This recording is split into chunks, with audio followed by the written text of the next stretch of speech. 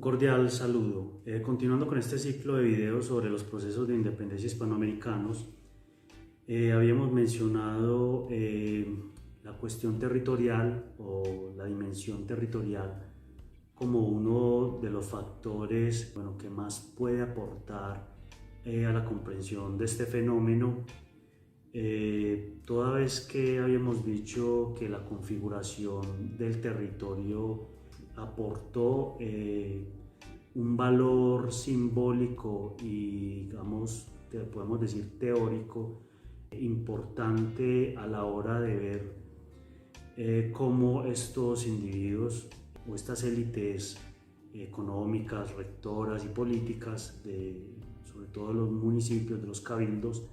consideraron que, digamos, sus territorios tenían derechos constitutivos.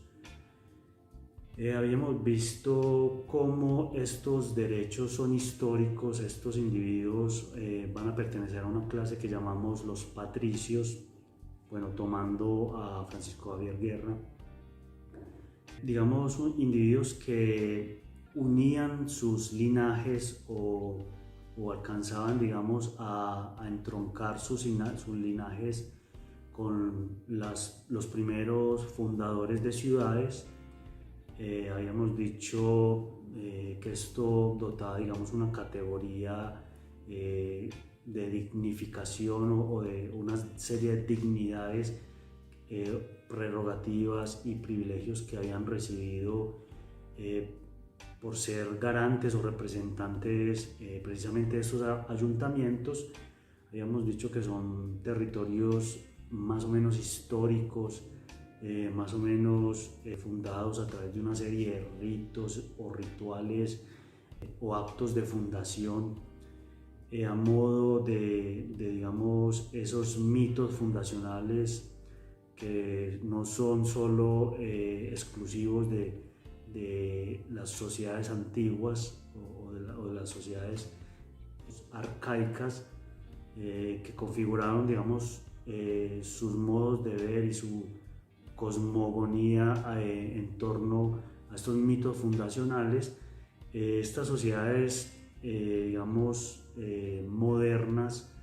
también vieron la necesidad de crear sus propios mitos. Habíamos hablado un poco de cómo los primeros pobladores y conquistadores y colonos trajeron, digamos, toda esa racionalidad del territorio y la aplicaron, digamos, a este medio, al medio físico americano, y cómo estos individuos van a configurarse en torno a esas fundaciones como una especie de, digamos, patriarcas o padres fundadores en todo el sentido de la palabra, toda vez que habíamos analizado un poco el papel o el acto de fundación de una ciudad, que es lo que significa, los honores que trae la ciudad. Un poco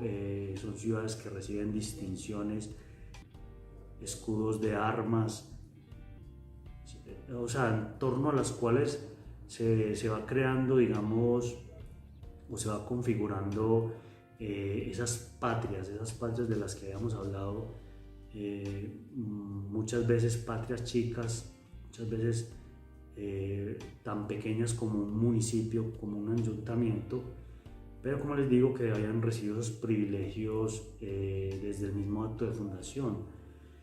Todo acto de fundación va precedido de unos rituales, de una, digamos, una dignificación. Ese acto, por ejemplo, de las primeras ciudades americanas, de clavar una especie de tronco y, digamos, con la espada hacerle unos cortes en simbología digamos, a esa picota donde se va a ejercer la justicia real,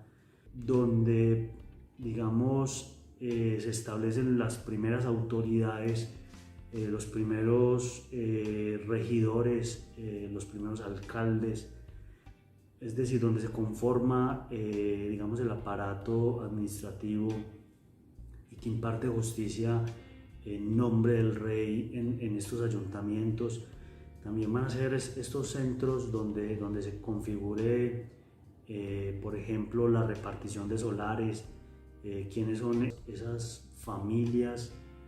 distinguidas que van a recibir los primeros solares en las primeras manzanas,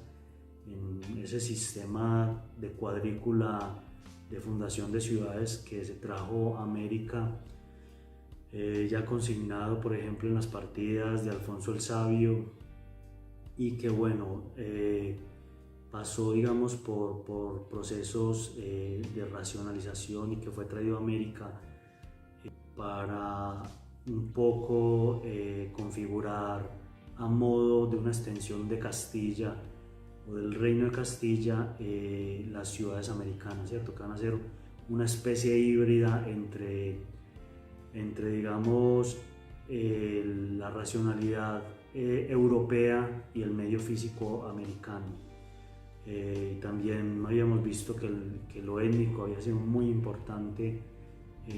todos esos vínculos o ese proceso de miscigenación, de mestizaje que ocurrió. Entonces las ciudades americanas van a ser muy particulares. Y bien, cómo estos padres fundadores de ciudades reciben, digamos, todas estas prerrogativas y privilegios del soberano, y también en parte de la justicia también divina. Entonces por eso también lo eclesiástico o la iglesia va, digamos, va a acompañar este proceso de fundación. Lo divino también hace parte de todos estos rituales. Por supuesto, la impartición, digamos, de la bendición, digamos, el beneplácito del cura párroco, la señal de la cruz para invocar, digamos, no solo el poder real, sino también el poder divino. Entonces, observamos cómo, digamos, toda esta simbología, toda esta mitología va a continuar presente en estas ciudades, sobre todo en la conformación de grupos de poder, de élites de poder, que a través de los siglos conservaron, digamos, todos esos privilegios o todas esas dignidades, si los podemos decir, todos esos actos solemnes, y fueron, digamos, recordados y son nombrados, por ejemplo, en los cabildos para hacer, para legislar o para impartir justicia. Se retrotraen un poco, digamos, a estos mitos fundacionales. Entonces, durante el proceso de independencia, estos individuos, estos patricios, se van configurando en torno a todas estas dignidades y van a elegirse como dignos representantes del pueblo o de esa municipalidad, de ese ayuntamiento, o como le habíamos dicho, de esa patria chica, tan chica como puede ser un municipio y sus adscripciones territoriales, tan chica como puede ser una gobernación. Habíamos visto las diferencias entre los reinos y las ciudades, que nace, digamos, una especie de poder intermedio entre el reino, el virreinato y la ciudad, que va a ser la provincia, o en este caso la gobernación. Habíamos visto cómo en torno a una ciudad se establecen, digamos, otras ciudades satélites, y así van a conformar un grupo que va a ser, como les digo, esa patria chica o ese, digamos, ese territorio que va a crear esos lazos de paisanaje, esas geografías compartidas, esas también fenómenos de distinción, porque también va a crear una especie de, digamos, de sentimiento de diferencia frente a otros. Esas relaciones de ser o el otro, ¿cierto? De que hay otro distinto, también se van a ver, digamos, inmersas en este espacio geográfico americano. Bien, entonces habíamos visto todo este fenómeno de las ciudades y habíamos visto cómo reaccionan estos individuos representantes o garantes en el momento en que, digamos, la soberanía regia queda expedita o queda vacante el poder regio, una especie de vacío de poder, que habíamos visto se había configurado desde arriba hacia abajo. Entonces todas las autoridades de arriba hacia abajo o de abajo hacia arriba quedaban deslegitimadas, entraban en crisis, sumado un poco también a la crisis económica, el bloqueo digamos del comercio, la ataraxia un poco de la producción o de todo este gran comercio americano del que habíamos hablado. Había sido espectacular y que había generado un clima de riqueza y de prosperidad económica nunca antes visto en estos territorios. Entonces, un poco cómo se trastocan esta cotidianidad se ve alterada y empiezan, digamos, a surgir el sentimiento de rescatar un poco la patria desde esos pequeños ayuntamientos. Entonces tenemos que entre julio de 1808 y marzo de 1809, cuando empiezan a llegar las primeras noticias de los hechos sucedidos en España, en la metrópoli, bueno, de la invasión de Napoleón y de los sucesos de Bayona, ¿cierto? Las abdicaciones en manos de un usurpador o un ilegítimo, como era, digamos, reconocido, bueno, las autoridades francesas, más o menos, dependiendo de las distancias, de las geografías, de las barreras geográficas, van a llegar estas noticias primero a las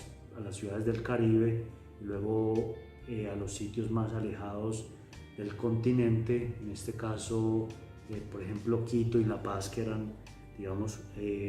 aquellos lugares más lejanos de las noticias del otro lado del Atlántico. Entonces, ¿cómo estos individuos van a reaccionar a imitación de lo que están haciendo en la península? Es decir, a formar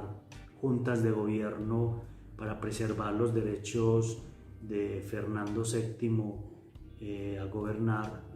digamos, lo que quedaba del poder, digamos, monárquico o de la soberanía podríamos decirlo, de los Borbones, quedó resumida, digamos, en estas juntas de gobierno, tanto que se formaron en la metrópoli como las que se formaron más adelante en las colonias, bueno, en los territorios ultramarinos, en este caso americanos. Entonces vemos cómo precisamente las capitales virreinales más antiguas o más consolidadas, como México y Lima, e incluso Bogotá, van a, digamos, a conservar la calma, o es decir, la administración todavía va a ser representante, digamos, de esos derechos monárquicos, mientras que en otras ciudades más alejadas, el caso de Buenos Aires, Caracas, Quito y La Paz, van a triunfar, digamos, estas oligarquías criollas para propiciar, digamos, el cambio de gobierno. O sea, van a exigir la formación de cabildos abiertos para reemplazar las autoridades, bueno, como les digo, que estaban deslegitimadas por pertenecer a una estructura, digamos, que había caído en una especie de anarquía o de vacío de poder. Entonces, hacia fines de 1808 o principios de 1809 van a llegar las noticias de la victoria de Bailén y bueno, y de la formación la constitución de una junta superior, una junta suprema central, que va a ser, digamos, aceptada por todos los americanos y peninsulares como el poder legítimo como gobierno provisional como les digo, la Casa de los Borbón o del poder monárquico del Imperio Español. Entonces, la Junta Central formada en la península va a enviar emisarios con la misiva de que, a modo como lo hicieron los peninsulares en América, se establezcan también juntas de gobierno y que enviaran representantes para deliberar en una gran mesa nacional, una mesa donde estuvieran, digamos, todo el imperio para, digamos, sostener el poder o el derecho legítimo o el gobierno legítimo, por decirlo de alguna forma. Entonces, vamos a ver que desde este mismo momento comienza una serie de problemas por el tema de la representación. Los territorios americanos son vastos, como lo venimos diciendo, no son equiparables a los reinos o virreinatos peninsulares. Los virreinatos americanos van a ser enormes, van a ser gigantes, colosos. De hecho, el virreinato del Perú en el 18, para una mejor administración, se va a fragmentar en otros nuevos virreinatos, como fue, ya lo habíamos mencionado, el del Nuevo Reino de Granada, más o menos en el 1736, y el de Buenos Aires ya casi a fines del siglo XVIII. Entonces, un poco queda la sensación de estos territorios tan vastos, de poca representación, al mandar, digamos, unos cuantos delegados a la gran mesa de gobierno nacional o a la Junta Suprema, la Junta Central. Entonces, digamos, los americanos van a tener una sensación de exclusión, una sensación de poca representación. Nadie lo va a expresar mejor, como le habíamos dicho, que el abogado Camilo Torres en su memorial de agravio, quien había dicho, digamos, había mostrado este sentimiento de desigualdad frente a los reinos o las configuraciones territoriales peninsulares, toda vez que la misma Junta Central había pronunciado el famoso edicto, donde había mencionado que los reinos americanos no eran colonias propiamente como las anglosajonas o como las factorías portuguesas, sino que eran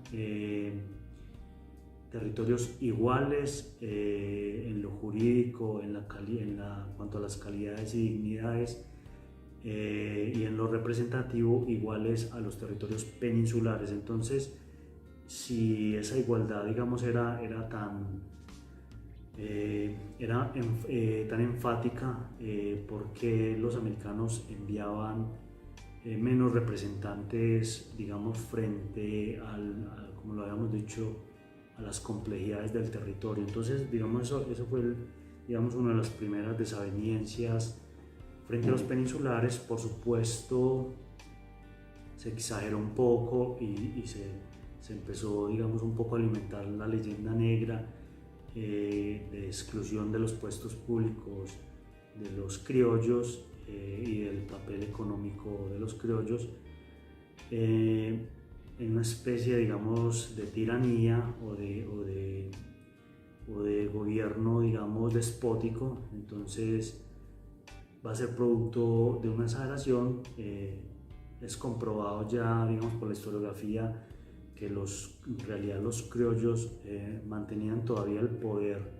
en los principales centros o cabezas de gobierno de toda la América hispana, y aún más en los ayuntamientos, en los municipios, en las provincias o en las gobernaciones. Mantenían digamos el poder, tanto el poder económico como el poder político, toda vez que los cabildos eran donde estos individuos o estas élites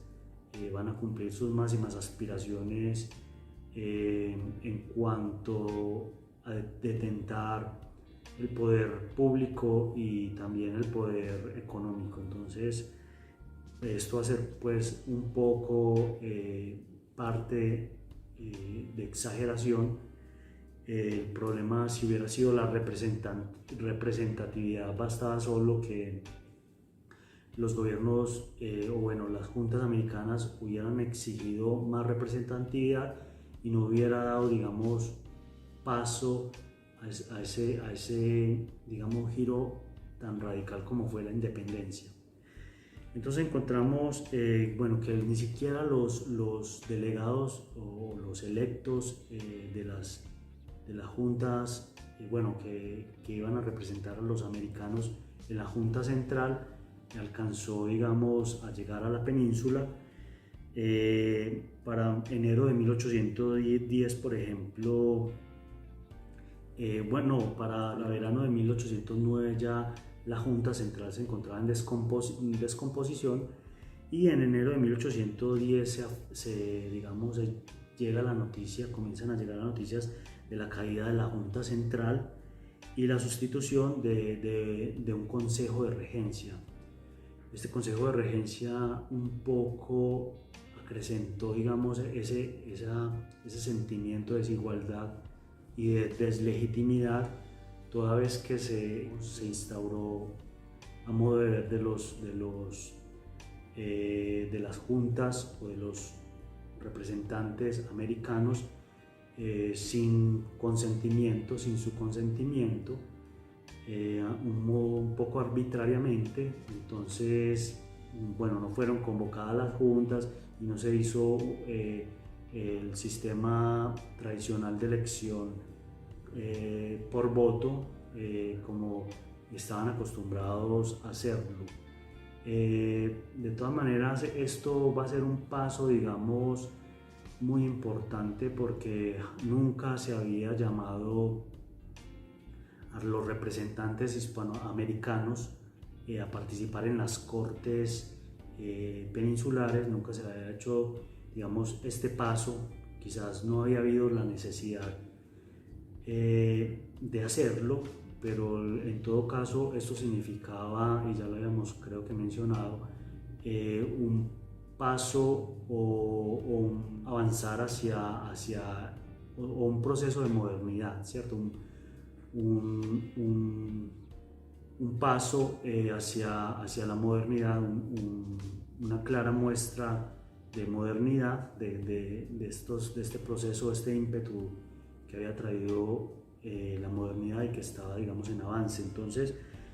esto por supuesto creó también un poco bueno, la sensación de estos criollos de que podían digamos, exigir mayores prerrogativas y privilegios en lo económico, en lo político, que bueno, al fin y al cabo era digamos, como las máximas aspiraciones digamos, de estas autoridades. Entonces, y aunque, digamos, las cortes no son el sitio ideal para pedir esta serie de concesiones o esta serie de privilegios, digamos, los americanos van a ver en las cortes una oportunidad de asumir una mayor autonomía de la que ya tenían. Entonces esto va a ser, como les digo, un paso muy importante hacia la modernidad, hacia el proceso de modernidad. Entonces, Bien, bueno, entonces el sistema de regencia empieza a convocar a cortes extraordinarias, bueno, para ejercer este sistema electoral. Un poco al revés, primero debieron haber convocado a las cortes antes de elegirse como regentes, como representantes del gobierno. Un poco, como ya les había dicho, excluyendo a los ayuntamientos o a los cabildos o a las juntas que se habían formado en toda Hispanoamérica. Entonces esto, digamos, también va a crear una sensación de desigualdad y digamos, de desequilibrio frente a los peninsulares. Toda vez que se convocó solo un tercio de representantes, y ya habíamos dicho pues que los territorios americanos exigían digamos una paridad frente a su complejidad y a su extenso territorio, entonces, y a su número de habitantes, por supuesto. Bien, entonces esto va a crear, todo este sistema de regencia va a crear una segunda crisis, una nueva situación de deslegitimidad que se va a ver en una especie de movimiento de juntas, otro nuevo movimiento de juntas, y digamos que va, digamos, a marcar los pasos, por decirlo de alguna forma, y los giros dentro de este proceso de independencia que fue largo, complejo, bueno, que no se puede simplificar, digamos, o mirar de una manera teleológica, o sea, el fin que fue la independencia, desde un inicio no se planteó ese como fin, digamos, este fue la situación más radical y más anormal que se pudo haber presentado. Entonces, bien, esto generó, por supuesto, una eclosión de soberanías que se ven especialmente en el norte de Sudamérica. Estamos hablando bueno, de lo que conformaba el virreinato de la Nueva Granada, incluyendo, digamos, la capitanía de Caracas o de Venezuela y la audiencia de Quito, y bueno, las tres provincias de Quito, Cuenca, Guayaquil y Quito, y bueno, y todas las provincias de la capitanía. Entonces va a haber esta situación de deslegitimidad, lo que va a crear es una eclosión de soberanías, un clima de polarización, digamos que tiene un poco que ver con estos primeros ensayos de modernidad, ¿cierto? De corrientes que ya venían de otras latitudes como bueno, la Francia revolucionaria, o como ya lo hemos mencionado en videos pasados, desde Estados Unidos, ¿cierto? Vienen estos primeros ensayos de modernidad, bueno, se ven un poco bajo este influjo, y cómo, digamos, esta situación de legitimidad va a presentar en primer lugar la necesidad de organización en los territorios hispanoamericanos para evitar, digamos, el colapso total, bueno, de su economía, de la administración. Pensemos, por ejemplo, de una administración en situación de deslegitimidad, como, bueno, por ejemplo, esto colapsa el flujo normal de las cosas, por ejemplo, desde el que firma un edicto, un decreto o bueno, las autoridades o la administración se ven en deslegitimidad. Entonces, como les digo, esto va a ser desde la administración menor, desde el ayuntamiento, hasta, digamos, hasta arriba, hasta los virreyes, todas estas, digamos, todas estas instituciones, las instituciones entran también en caos, en crisis, Entonces la vida política, económica, o sea, la vida normal, la cotidianidad se va a ver, digamos, alterada por todos estos fenómenos y por toda esta situación de legitimidad. Entonces, de ahí que uno puede entender el papel de los americanos en conformar juntas de gobierno para preservar inicialmente los derechos del gobierno de Fernando VII, pero también para preservar su misma supervivencia, o sea, bueno, para debatir sobre su devenir, sobre la actual situación de crisis, lo que va a llevar, como les digo, a una serie de giros inesperados, pero que en principio no eran los objetivos, la independencia absoluta, siendo digamos, la postura más radical, como lo veremos a continuación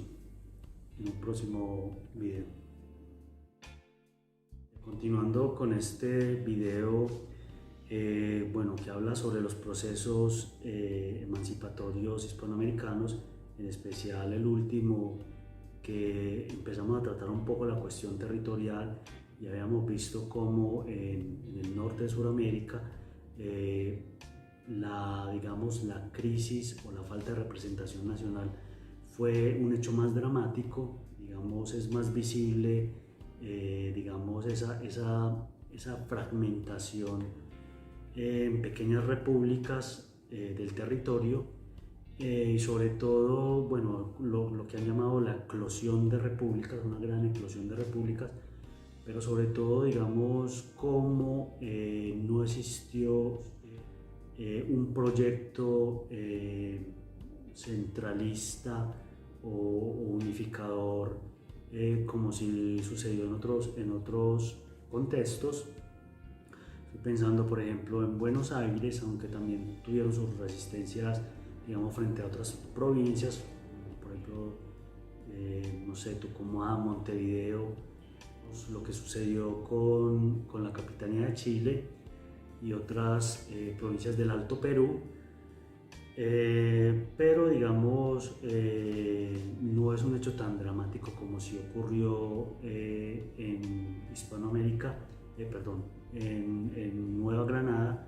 donde estos proyectos, digamos, autonomistas se enfrentaron entre sí por la lucha del poder. Entonces, bueno, habíamos visto un poco cómo, digamos, empiezan a configurar todos estos proyectos de juntas de gobierno autonómicas, y cómo estas juntas de gobierno se establecen primero en las periferias que en la capital virreinal. Esto explica un poco lo que venimos diciendo, que el reino, bueno, tomando a Francisco Javier Guerra, que el reino no es la entidad histórica, el reino no es la entidad, bueno, que tiene o que une esas categorías de pueblo histórico o de pueblo con derecho de constitución, porque habíamos mencionado un poco que los reinos eran americanos, al menos eran todavía realidades indubitables, eran realidades, digamos, más o menos fluctuantes, que habían nacido, por ejemplo, el virreinato de Nueva Granada a partir del único virreinato del Perú. Lo mismo sucedió con el virreinato de Buenos Aires o el Río de la Plata, muy tardíamente a finales del 18. Entonces, como la representación nacional no va a recaer sobre estos virreinatos, sino que va a recaer directamente, bueno, como ya lo había advertido Francisco Javier Guerra, sobre las ciudades provincia, ciudades que habíamos dicho que tenían categorías de ciudades-estado a modo de patrias chicas y que, digamos, tenían estos derechos constitutivos de elegir su propia forma de gobierno, con esta teoría que ya hemos un poco mencionado de retroversión de la soberanía al pueblo en caso, digamos, de deslegitimidad o de crisis, digamos, la monárquica, crisis monárquica, perdón, crisis del soberano, ¿cierto? Del rey. Entonces, en caso de esto, la soberanía podía automáticamente devolverse al pueblo o derramar sobre los pueblos, y ellos podían absorber, digamos, su soberanía, y podían, digamos, conformar nuevos pactos y nuevos contratos sociales, por decirlo de alguna forma. Entonces,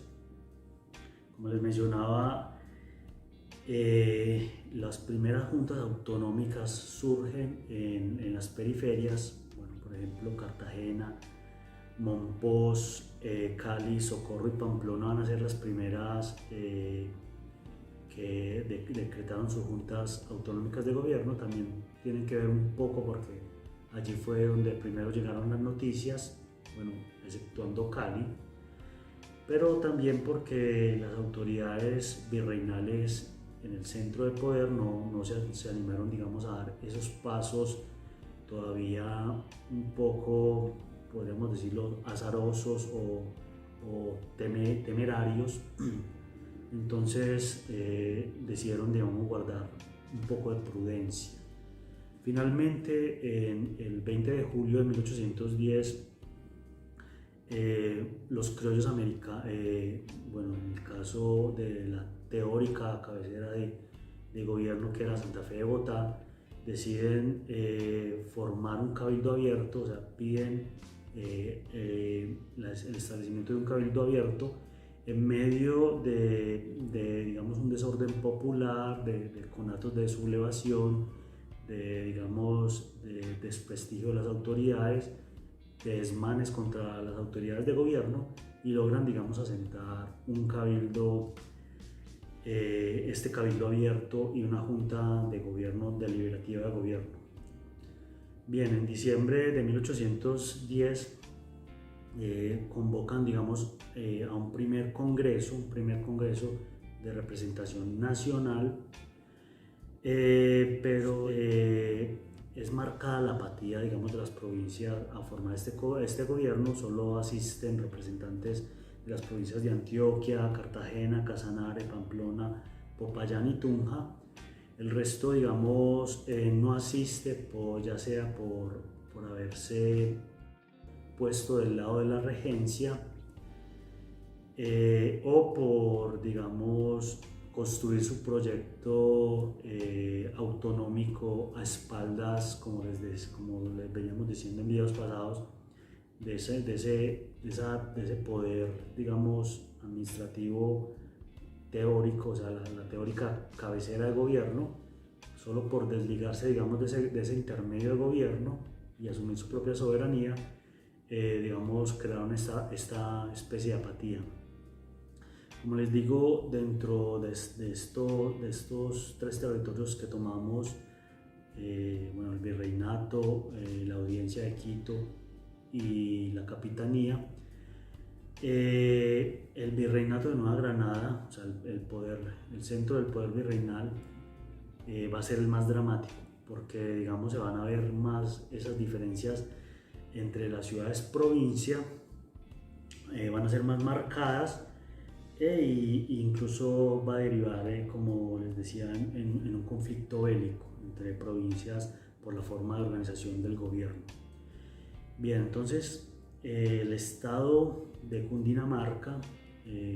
cuya capital es Santa Fe de Bogotá, como les vengo reiterando, centro del poder virreinal, antes había sido también capital de audiencia. Entonces era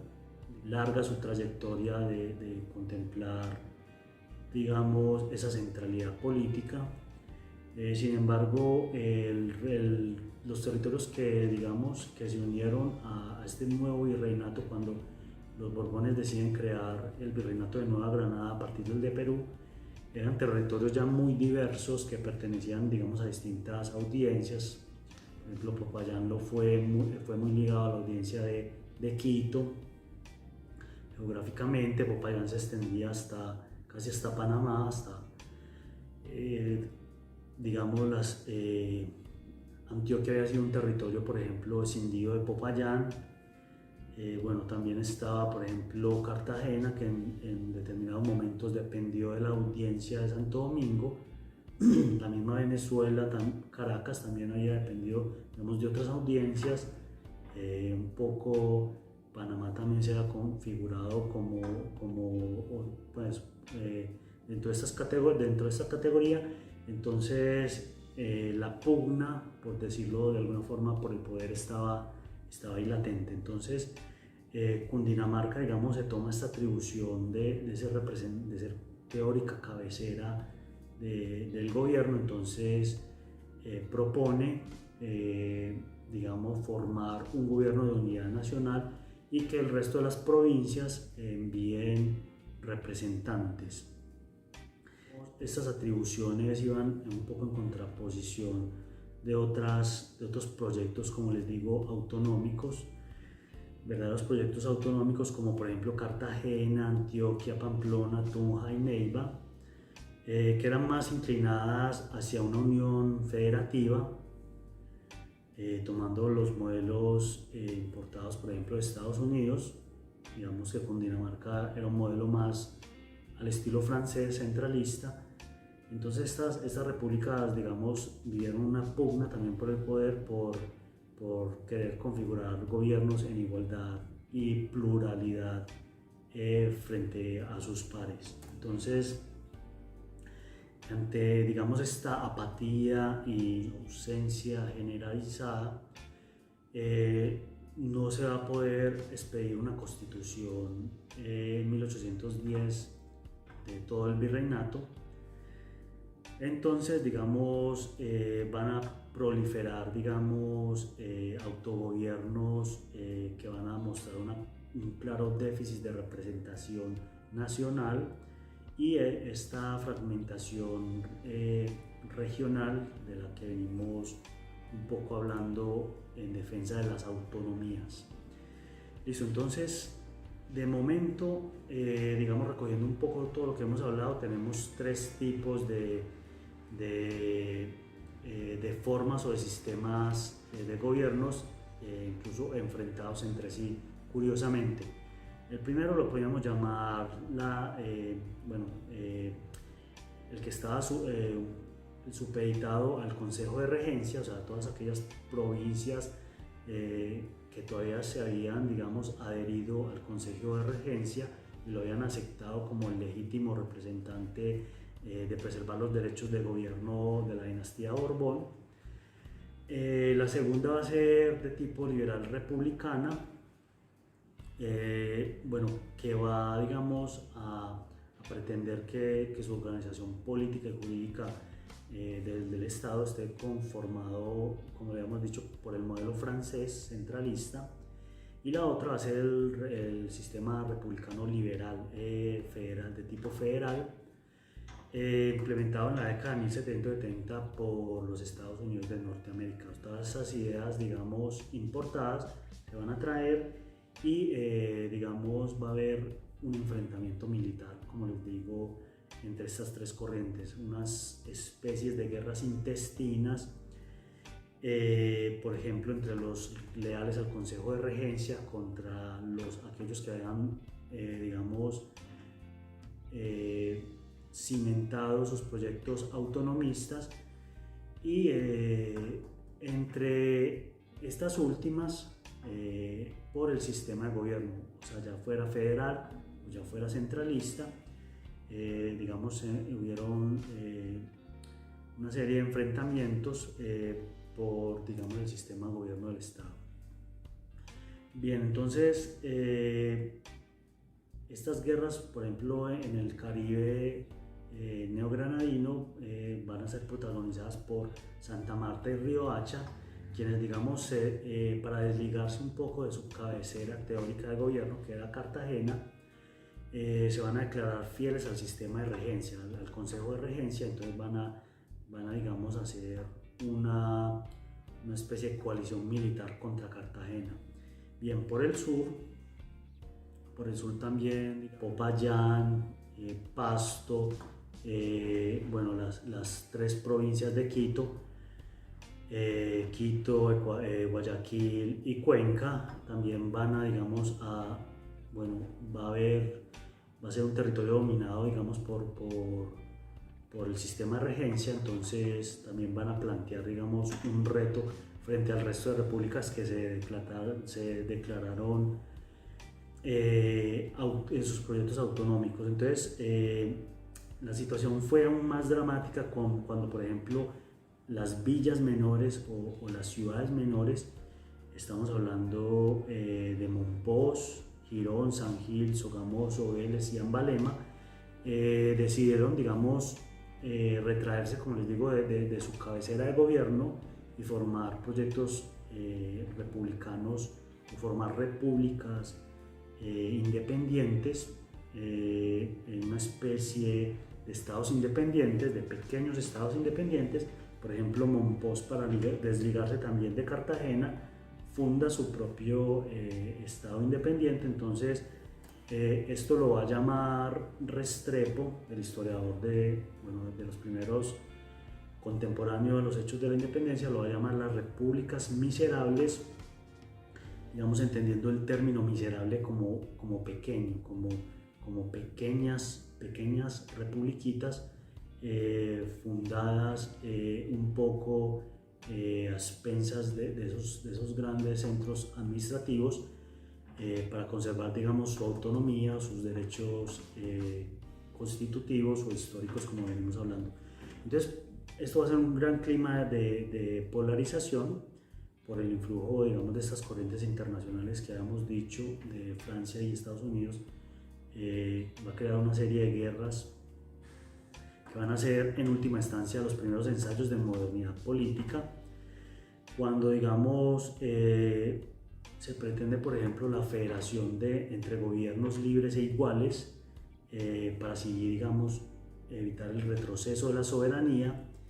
y evitar un retroceso también en ese primer periodo constitucional o esa primera etapa constitucional, bueno, que se presentó en estas repúblicas autonómicas. Bien, el segundo fue presentado por, digamos, las ciudades de cabeza de gobierno que venimos hablando.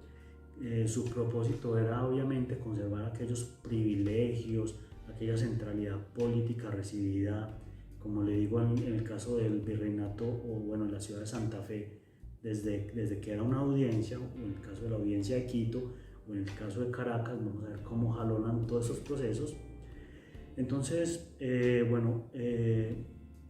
por eso esto es lo que los hace a ellas proclamarse, digamos, como supremas representantes del gobierno. Entonces, con claras intenciones de formar un gobierno de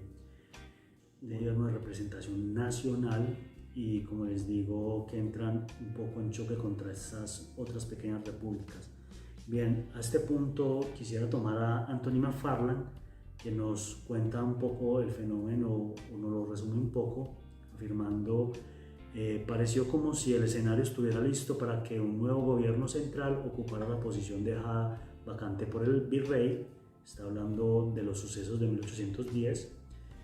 Y continuó: sin embargo, resultaría mucho más difícil construir un nuevo orden político que derrocara el antiguo, puesto que el vacío de poder dejado por el colapso del gobierno español fue llenado no por uno, sino por varios gobiernos autoproclamados. Como les digo, a modo de pequeñas repúblicas o repúblicas miserables, como fueron llamadas por Restrepo, mostraron, digamos, ese grado de desunión y fragmentación territorial del virreinato. Entonces, en esta misma línea, tomando a Clement Ibao, encontramos, afirma lo siguiente: la cefalia monárquica llevó a la atomización de la soberanía en una majestuosa implosión, distribuida entre ciudades-provincias autónomas entre sí. Mompox, por ejemplo, declaró su independencia absoluta el 3 de agosto de 1810 para librarse de la preeminencia de Cartagena. La siguiente, Santa Marta, Chocó, Neiva, Mariquita, Casanare y Tunja, incluso Girón, en el Santander, pretendió establecer un gobierno particular y construir una república miserable. digamos, alusión a lo que ya nos había contado Restrepo. Bien, ahora tomando a Martínez Garnica, encontramos, digamos, este clima, digamos, de desunión nacional. Él nos cuenta, pues, lo siguiente: un neogranadino recordó a los lectores del Correo del Orinoco, entrega 61 de 1820, que de las 22 provincias que en 1810 integraban la jurisdicción del virreinato de la Nueva Granada, incluidas las tres de la Audiencia de Quito, solamente 11 habían integrado al Congreso de las Provincias Unidas de la Nueva Granada durante su corta existencia: Cartagena, Popayán, Antioquia, Chocó, Tunja, Neiva y Pamplona, que fueron las constituyentes; Socorro, que se integró en cuanto se separó del dominio de Cundinamarca, y las que se integraron por la fuerza de las armas: Santa Fe, Mariquita y Los Llanos, cuando las tropas del Congreso, encabezadas por un coronel caraqueño, entraron a la capital. Esto significa que, pese a la reunión de Cundinamarca y el Congreso, la mitad de las provincias se convirtieron en fortines del Consejo de Regencia, e incluso una de ellas, Panamá, en la nueva sede del virrey y de la Real Audiencia. Entonces vemos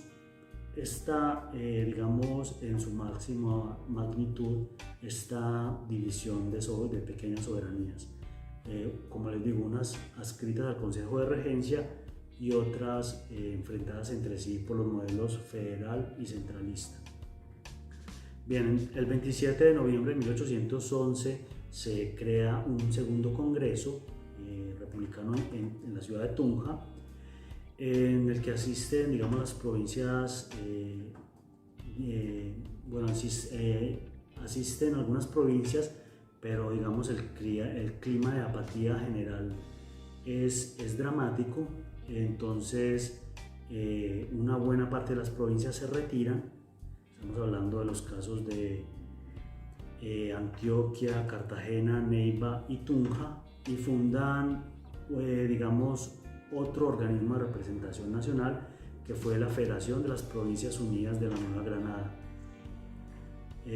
para sentar un precedente entre estos territorios constituidos y para, digamos, sentar un precedente frente a Cundinamarca, que se había abrogado, digamos, los derechos de constitución nacional. Bien, las provincias, por ejemplo, de la Audiencia de Quito, de Santa Marta, Popayán, Panamá y Darién continuaban, digamos, fieles al sistema de regencia, y se vieron enfrascadas en una guerra contra la Federación. Como les digo, esta guerra fue, por ejemplo, en el caso de las provincias que se declararon autónomas, fue más dramática porque fue de doble vía. También se vieron enfrentadas las posturas del sistema de gobierno federal y central, y, digamos, se fueron a choques militares, como por ejemplo Cundinamarca, que se impone por las armas algunas de estas, digamos, provincias. Ya le habíamos mencionado que las Provincias Unidas se van a establecer en Tunja, y su presidente va a ser Camilo Torres, mientras que Cundinamarca va a propender por el Estado central y su presidente va a ser Antonio Nariño. Bien, a mediados de 1811, en algunas partes del territorio habían dado un paso más allá, de declarar, como les digo, en el giro más radical que existió, la independencia absoluta de España. Entonces, esto había sido el caso, digamos, de Caracas, siguiendo un poco el ejemplo que ya había estado en el hemisferio latente. Estamos hablando de los casos de Estados Unidos y Haití, que habían demostrado que se podían, digamos, conformar repúblicas independientes y separadas, digamos, de un poder monárquico algo que hasta la fecha, digamos, era impensable, al menos en los territorios americanos. Entonces, Caracas dio ese primer paso el 5 de julio de 1811, cuando la Asamblea Legislativa de la provincia de Caracas, reunida, digamos, para tal fin, para digamos, sentar una posición frente al reconocimiento o no del gobierno legítimo de la monarquía. Entonces convocó, digamos, a este congreso y decreta, digamos, la independencia absoluta de la metrópoli española. Es curioso y cabe preguntarnos por qué Caracas, si hasta un año atrás, a inicios de 1811, se había reunido este mismo congreso para definir una postura frente a la ocupación francesa y para declararse todavía defensora de los derechos de gobernar de Fernando VII. Entonces, ¿por qué ahora, a mediados de 1811, pretendía romper radicalmente esos vínculos que las unían con la metrópoli? Bueno, esto tiene, digamos, unos entramados también, digamos, que se presentaron diferenciales frente a lo ocurrido en Nueva Granada. También en Caracas van a haber ciertas resistencias, digamos, a formar este gobierno o estas juntas de representación nacional. Como habíamos dicho, la vocería la tomó Caracas, pero algunas provincias como por ejemplo Valencia, San Sebastián, el Tocuyo y Barquisimeto y San Carlos, digamos, sentían una especie de disparidad de representación frente a Caracas, que era una provincia mucho más grande y con mayor número de habitantes. Entonces ellos, o sea, estas provincias lo pusieron como condición para digamos, entrar en esta junta, que digamos, que se separara la provincia de Caracas, que se dividiera la extensa provincia de Caracas en varias otras. Y bueno, pero finalmente el 5 de julio, como les digo, de 1811, se constituye una de las primeras confederaciones independientes en América Meridional, con la Constitución Federal de las Provincias de Venezuela, que más adelante fue ratificada el 21 de diciembre de 1811. Bien, como les digo, esto fue un giro bastante radical, inesperado. Cabe preguntarse qué llevó a Caracas digamos, a tomar esa postura tan extrema. Entonces encontramos por ejemplo, que un poco tuvo que ver, digamos, el sitio que ejercieron algunas provincias, como por ejemplo, bueno, que ejerció principalmente La Habana, un bloqueo naval sobre las costas venezolanas, pero también, digamos, por ejemplo, también tomando algunos investigadores, encontramos que ya la Junta de Caracas estaba bastante permeada por elementos sediciosos. En videos pasados habíamos hablado del papel de los franceses en organizaciones como por ejemplo la Junta Patriótica, que digamos van, digamos, a influenciar un poco digamos, a los representantes hacia posturas más radicales. Entonces estos miembros, por ejemplo, de esta organización liberal, la Sociedad Patriótica, va a ser acusado como un club de pensamiento de ideas jacobinas o afrancesadas, y en ellos van a participar individuos tan importantes como Francisco de Miranda, José Félix Rivas, Antonio Muñoz, Vicente Salias, Simón Bolívar por supuesto y Miguel José Sanz, entre otros. Bien, tomando a Carol Leal encontramos su opinión sobre esta sociedad. Algunos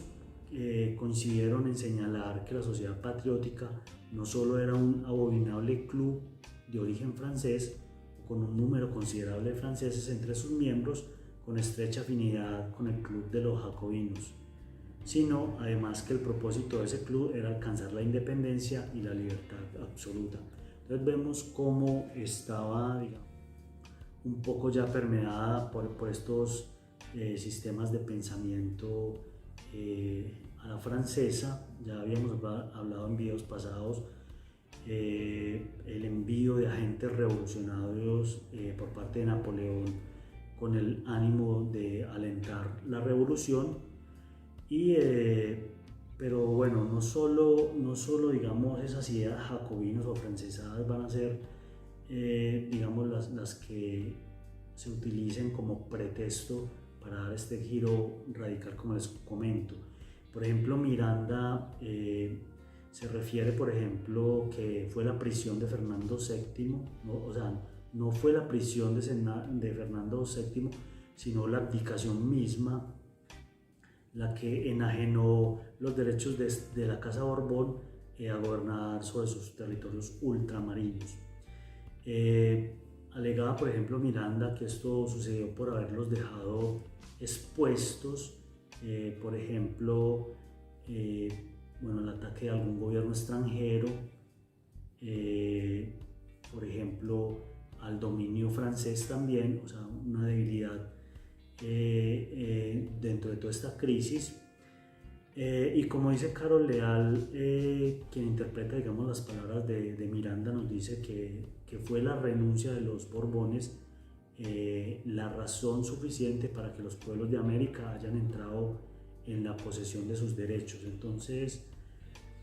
también vemos cómo, digamos, estas posturas radicales fueron también justificadas por los sucesos de Bayona, las abdicaciones, y también, no me canso de decirlo, esta primera independencia fue para garantizar una independencia también frente a Francia, como lo hizo la península. Las primeras luchas fueron frente al usurpador francés y no, digamos, fue la independencia absoluta de España